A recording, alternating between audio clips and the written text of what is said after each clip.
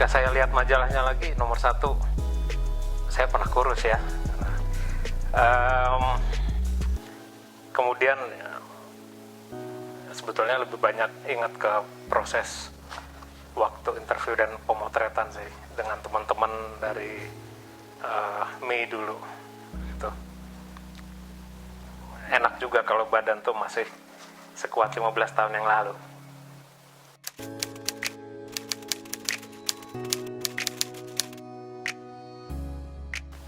Dalam 15 tahun ini banyak hal yang saya lewati ya, yang baik, yang buruk.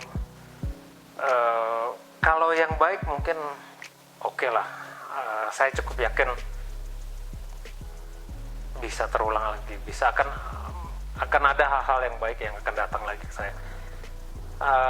Hal-hal yang buruk itu menurut saya yang lebih penting untuk saya, karena hal-hal itu memberikan pelajaran. Tanpa hal-hal buruk itu mungkin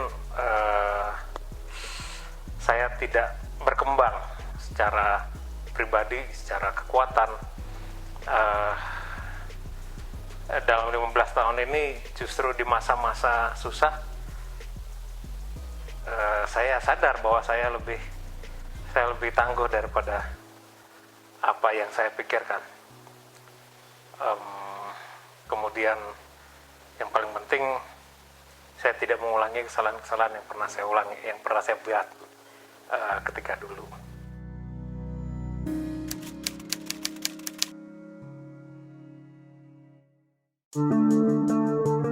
My business, bisnis saya saat ini, kita bicara di masa pandemi ya, tidak terasa pandemi udah hampir 1 tahun. Saya cukup beruntung secara bisnis, meskipun ada berkurang, tapi tidak banyak berkurangnya dibandingkan industri-industri lain. Saya merasa sangat beruntung lah. Kami masih bisa eksis tanpa ada pengurangan karyawan. Kami masih bisa bantu karyawan, masih bisa kasih hal-hal kecil, masker, vitamin, dan lain-lain. Suatu eye opener juga untuk saya jadi lebih menghargai bidang usaha saya di bidang logistik.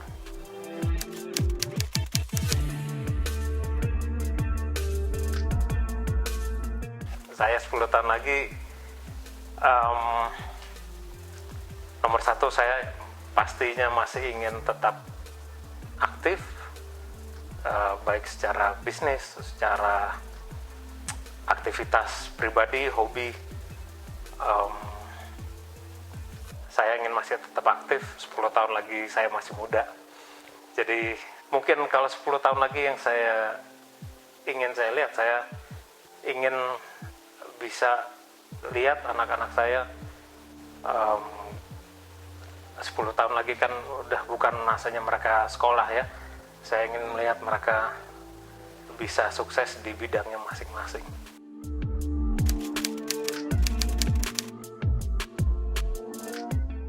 Power of Man. Mungkin karena udah 15 tahun ya, jadi Power of Man menurut saya beda banget dengan apa yang ada di sini.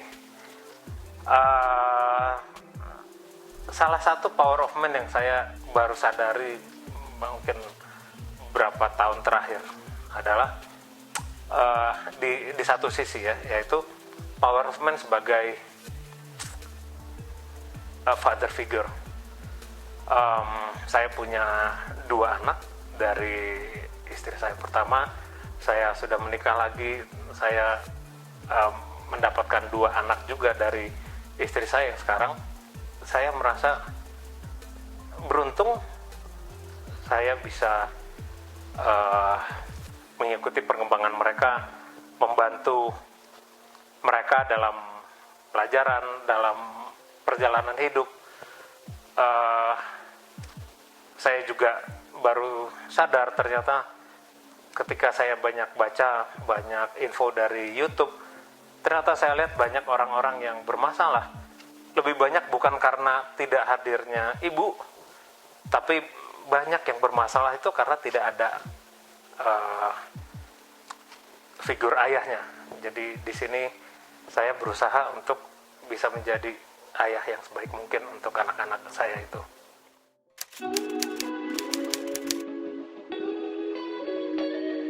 Pertanyaannya, apakah saya lebih suka yang seksi, yang sensual, atau yang bitchy?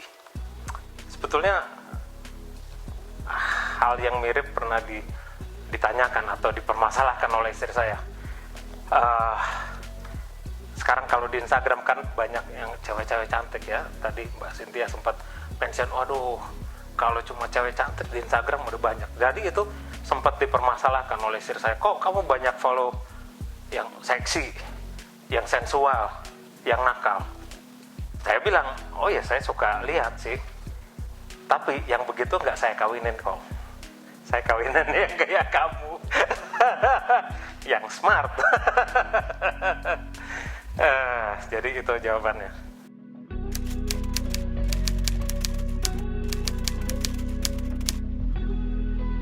Mengenai perempuan-perempuan yang mengubah penampilan dirinya, yang operasi plastik, ada yang filler dan lain-lain. Kalau dilihat dari banyak orang-orang selebriti yang sudah mengubah penampilannya, malah ketika dia berubah lebih tua ya, lebih berumur, waduh jadi jelek sekali, jadi berantakan. Dan ironisnya banyak perempuan yang sudah melakukan atau ingin melakukan perubahan-perubahan itu ya, mau operasi hidung, muka, rahang, atau filler atas, bawah, samping, justru banyak dilakukan oleh perempuan-perempuan yang penampilannya sudah menarik apa adanya. Justru saya pribadi saya nggak suka perempuan yang udah di tambal sana, tambal sini, ubah sana, ubah sini. Sebagus-bagusnya buatan manusia, aslinya buatan Tuhan masih lebih bagus kok.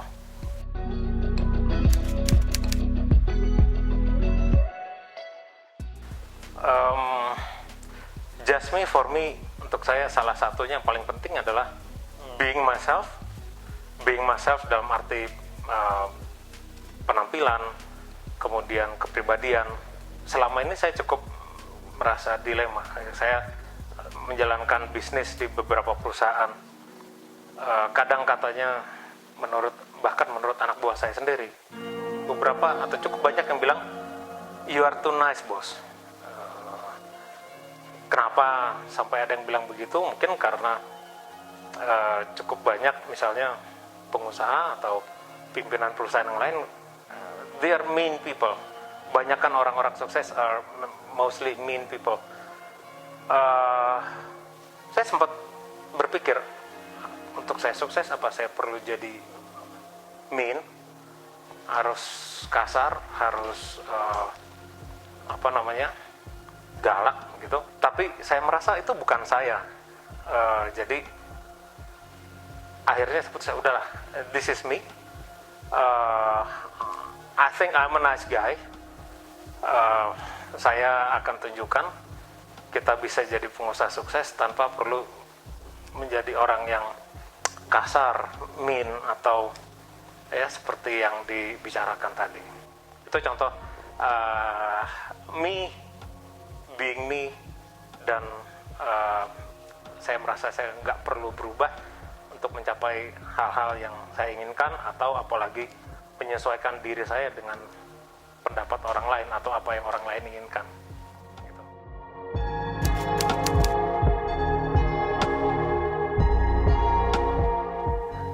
Being naughty in 40s and 50s.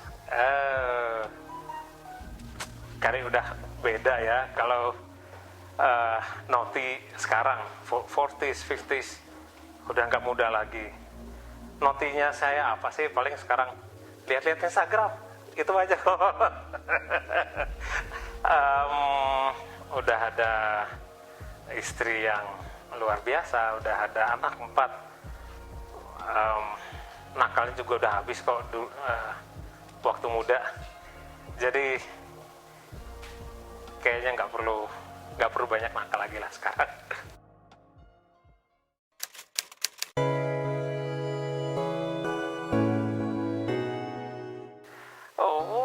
Kalau fantasi nakal bisa jadi dua. Keep it as a fantasy or do it with my wife. Itu aja.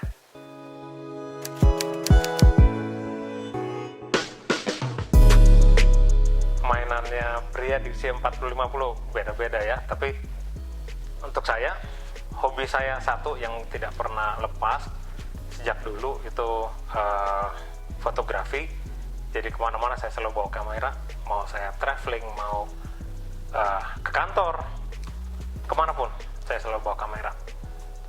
Kemudian, kalau toysnya apa ya? Toysnya nggak ada, karena hobi saya yang lain selain fotografi, hobi saya yang lain itu sebetulnya bela diri. Saya karate dari umur 6 tahun sampai sekarang. Sejak 4-5 tahun yang lalu juga mulai belajar juga bersilat jiu-jitsu atau kickboxing. Ujung-ujungnya sebetulnya mau juga belajar MMA gitu. Jadi kalau mainannya nggak ada sih. Kamera aja.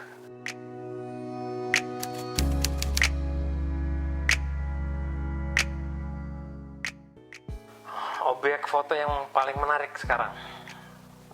Kalau dulu ya 15 tahun lalu masih banyak foto model. Kalau sekarang lebih banyak travel foto. Dalam travel foto artinya cukup luas. Ada landscape fotografi, ada human interest atau street fotografi, sedikit food fotografi. Intinya saya merekam pengalaman saya, apa yang saya lihat, terutama saya travel melalui kamera saya.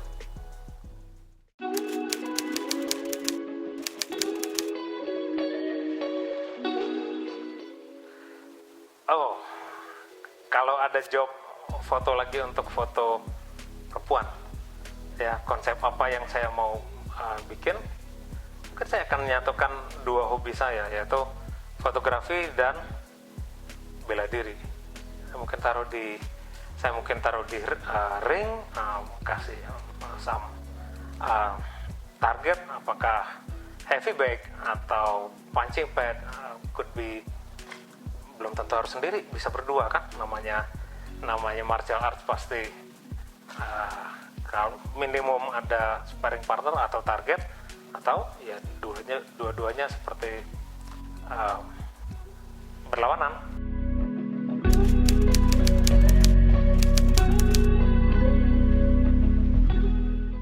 Bagaimana cara saya mendapatkan sexuality di dalam ring ya?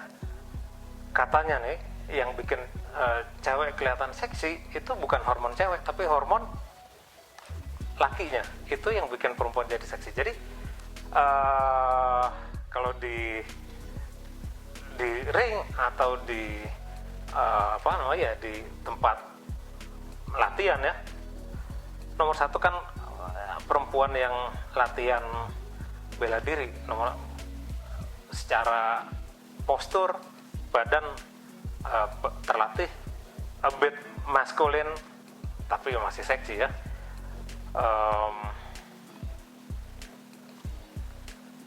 Dan kalau ngomongin fantasi tadi,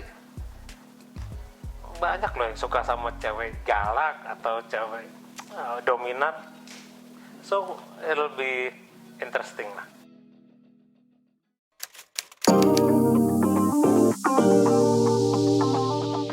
Untuk ME atau sekarang Jasmi, pertama saya ucapkan selamat atas mulainya lagi aktivitas yang dulu ME menjadi Mi.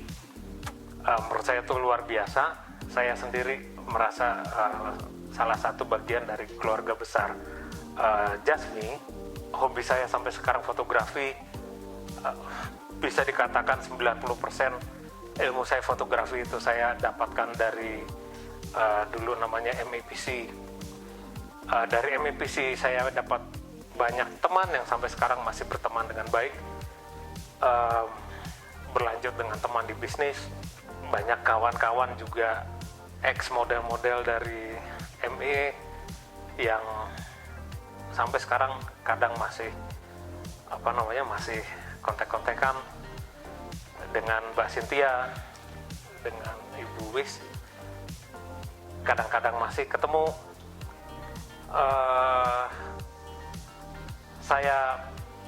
I wish the best untuk Jasmine. Saya senang sekali Jasmine bisa memiliki konsep yang kekinian, tidak terjebak di konsep media cetak zaman 15-20 tahun yang lalu. Jadi sebetulnya selain ucapan selamat, saya cukup yakin Jasmine will do well, dan when you do well, jangan lupa sama kita juga. Oke? Thank you, Jasmine.